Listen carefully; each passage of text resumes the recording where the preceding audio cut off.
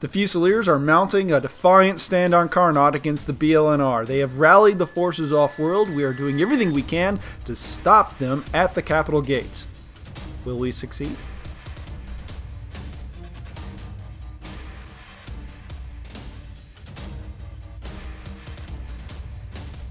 Previously, the BLNR enslaved the TRC in a stunning raid and forced them into an offensive against the Fusiliers. In the skies above Carnot, they were soundly rejected, but the overwhelming numbers of the BLNR still made their ways to the planetfall. And from those drop zones, they managed to secure the vast majority of the planet, and from there they have a stranglehold on the capital and have made significant gains on the capital city, though in the last game they were rebuked.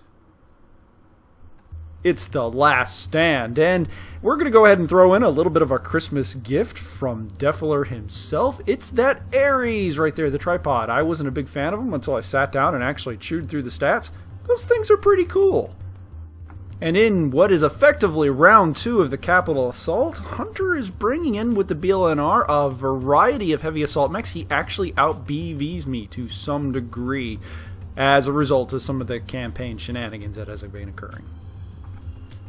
Like I might have mentioned before, it is actually the second round of the game. There was a game before this that just really wasn't all that interesting. It was a conventional infantry detachment that was defending in the city, and he was actually wise enough to slowly maraud in there with a bunch of LRMs and just kind of wade his way through at long range. He was going to run out of ammo long before he ever did anything, and there wasn't a whole lot that got accomplished. We only got a couple turns in, and we ran out of time. But in round 2, he is actually really pressed for time because the noose is tightening. The other people in the campaign, of which there are 7, have started nipping away at his territories far off, and he cannot afford to keep sieging me. We win this round, and we successfully rebuke him from the planet. The BLNR tries to make a split-pronged strategy. They move a bunch of light units on the northern end of the board and a bunch of heavier assault units on the southern end of the board. In response, I have a whole bunch of artillery trucks back there in the hills right behind the map, firing fast-cam munitions. We're just dumping minefields into my own city because we're going to stop him at all costs. All those little black spots, minefields. Now, all of the Fusilier equipment is hulled down. They've all got some sort of foxhole that they can sit in, so there's not going to be a whole lot of movement going on. And the tripod itself is in a nice situation where it's being buffered by infantry all around it, so that if anybody tries to get in and try to attack the tripod, which contains the faction leader, he destroys it, and he actually wins the well, he puts the entire force into force withdrawal immediately. He's going to have to wade through all that infantry just to get there. But there's a lot of other stuff that he has to wade through just to even get to that. Viking takes position into a little area right between the buildings so they can start laying down LRM fire. The other units begin swinging around on the south. They're going to try to do a wide flanking maneuver. As they see the minefields going down, he's judging where I'm going to place the minefields and try to avoid them. On the northern end of the board for the Fusiliers, we have a relatively light assortment of units. We have the Raijin and the Preda, the wrong Preda. I printed the wrong sheets, got the snub nose cannon on it. It's awful. And we got the Titan II playing backup in its little foxhole right behind it. They go to engage the Dragonfire and Legacy that is up there, and they manage to dodge a lot of shots, but not the one from the Saracen. The Saracen opens up through armor crit, ammo right to the Raijin. And then it goes down. Look, I expected him not to survive this, but not to die like a bunch of little punks like that. Come on, cowards, stop exploding. But what can you do?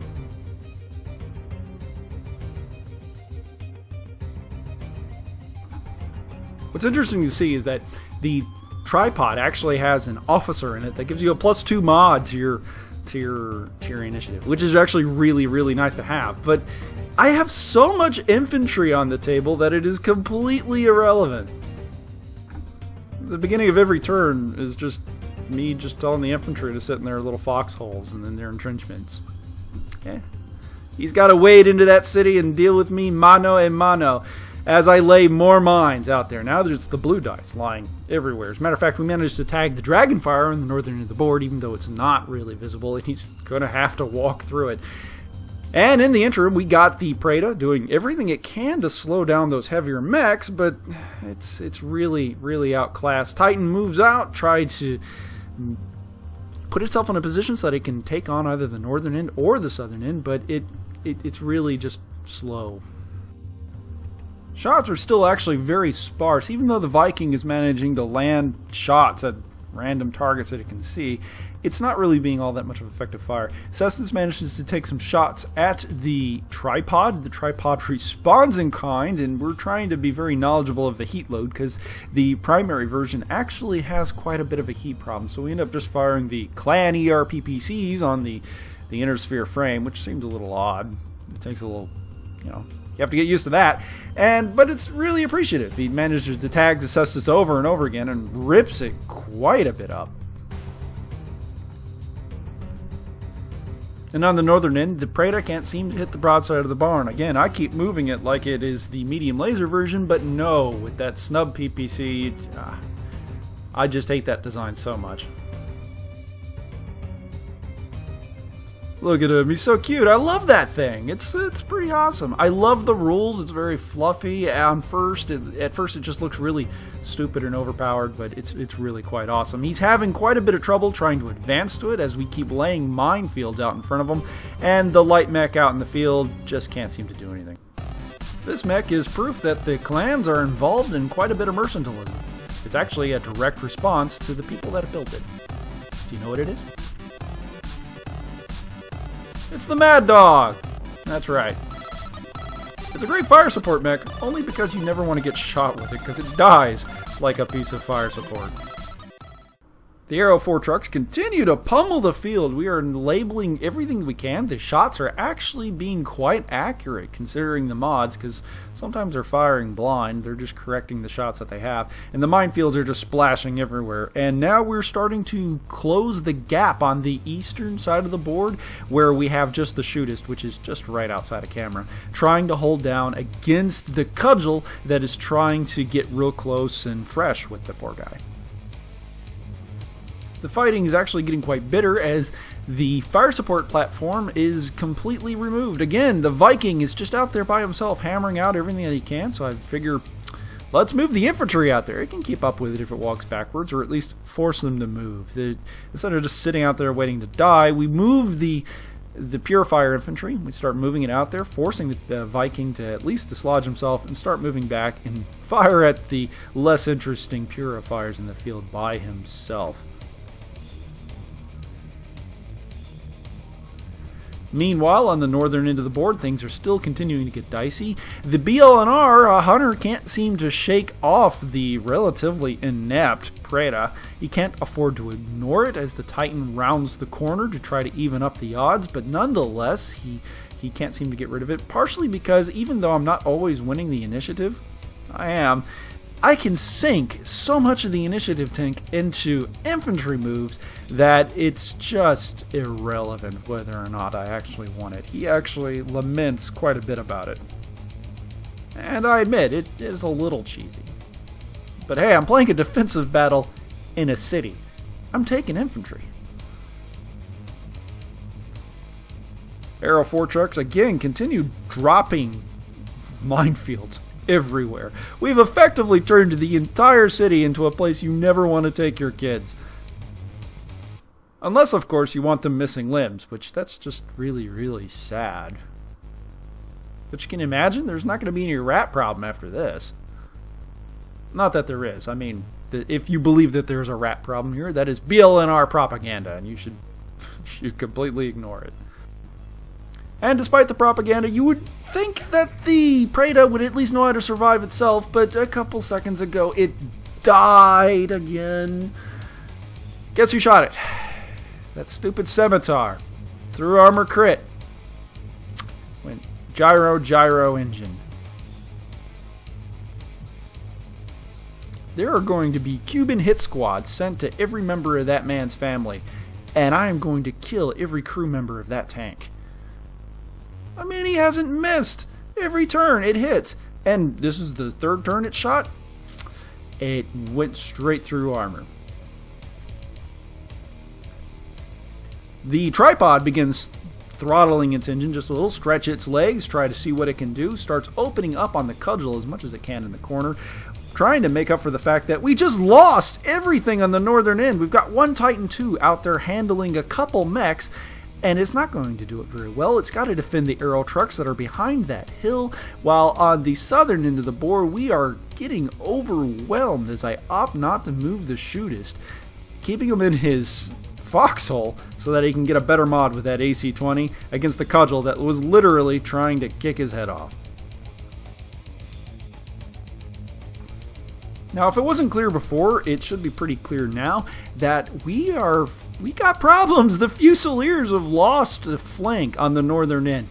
It's going to be a matter of time before they start crashing in on the center. We've lost quite a few thousand BV. We got a Saracen hover tank that is about to start ripping up everything with its anime-powered death cannon. And if that's not going to do it, statistically speaking, it's got a bunch of other mechs, Legacy, Dragonfire, and everything. They'll dust off all the artillery units. So the artillery units start doing some point-blank defensive fire.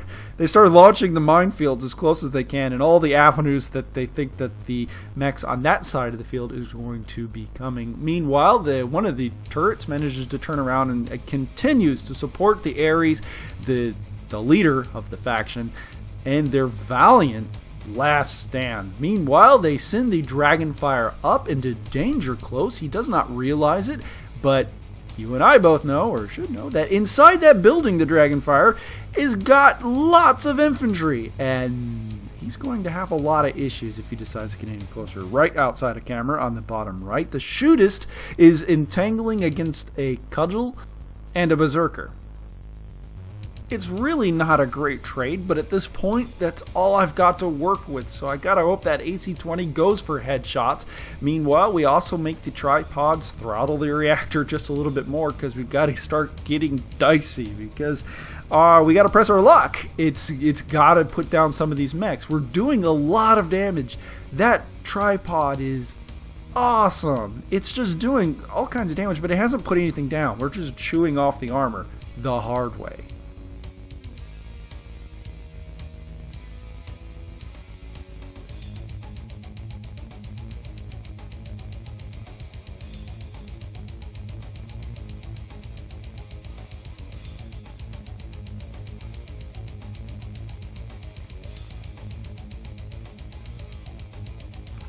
And here you can see the actual engagement that the shootist is having to involve itself in. Trying to get into the rear arc of the Berserker and deal with the cudgel at the same time, while minefields are literally being rained all around them.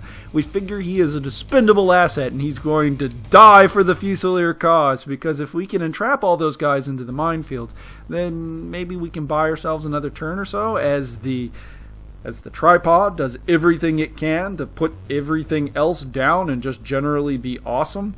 The Titan II, on the other hand, has realized it's about to get outflanked. It's got a Legacy and a Dragonfire that are chasing it down, and I decide to do the more valiant thing, or prudent thing, and turn it around and at least head back towards the infantry.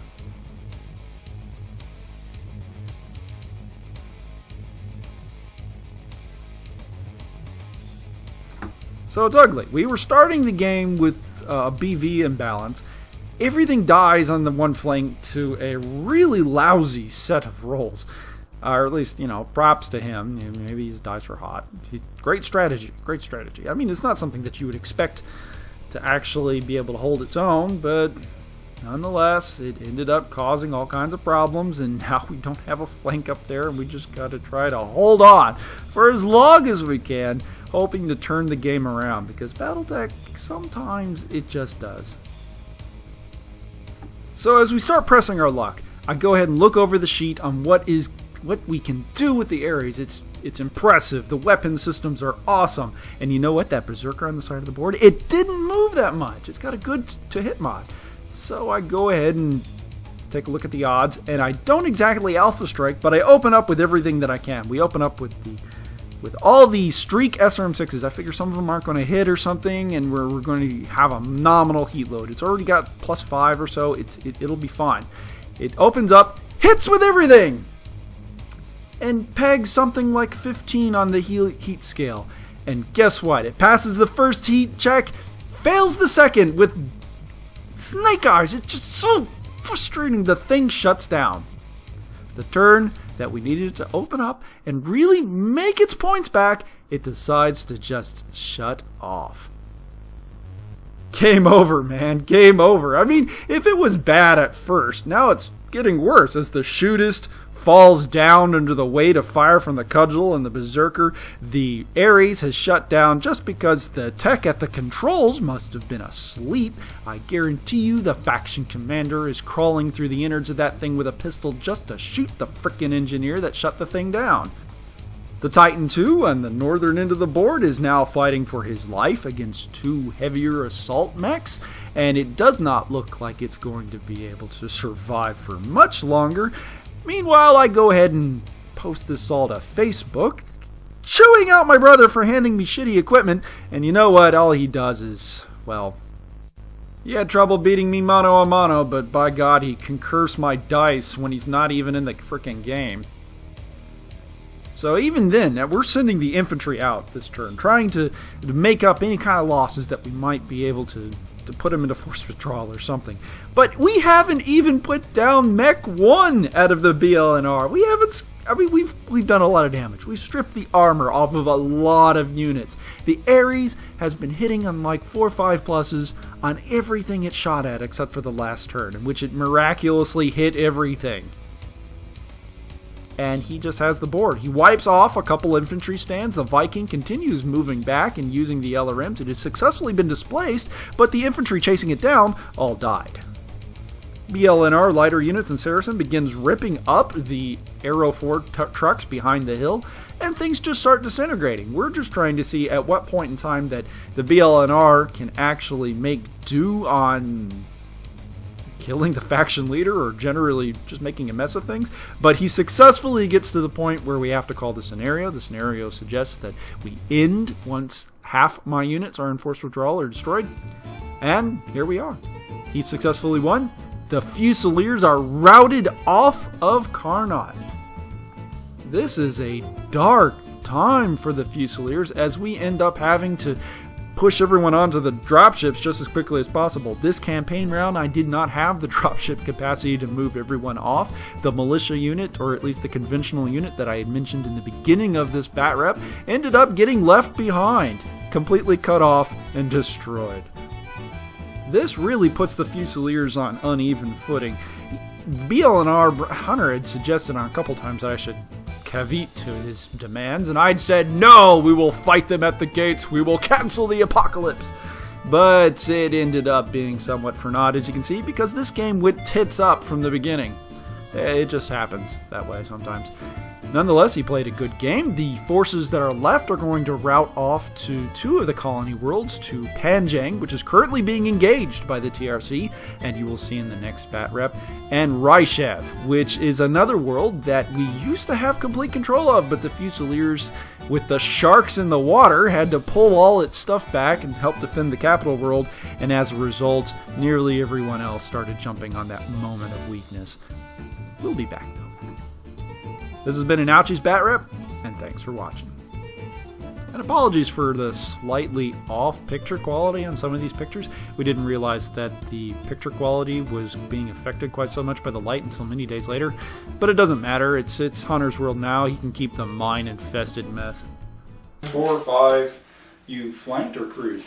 Cruised. 6, 7, 8, 9. Hitting a 9. Hit? Yeah, of course he hits. Okay, so you got a couple crits. You got a crit you need to confirm on the right arm and then the center torso. Right arm is a crit, center torso is, of course, the crit. Okay, so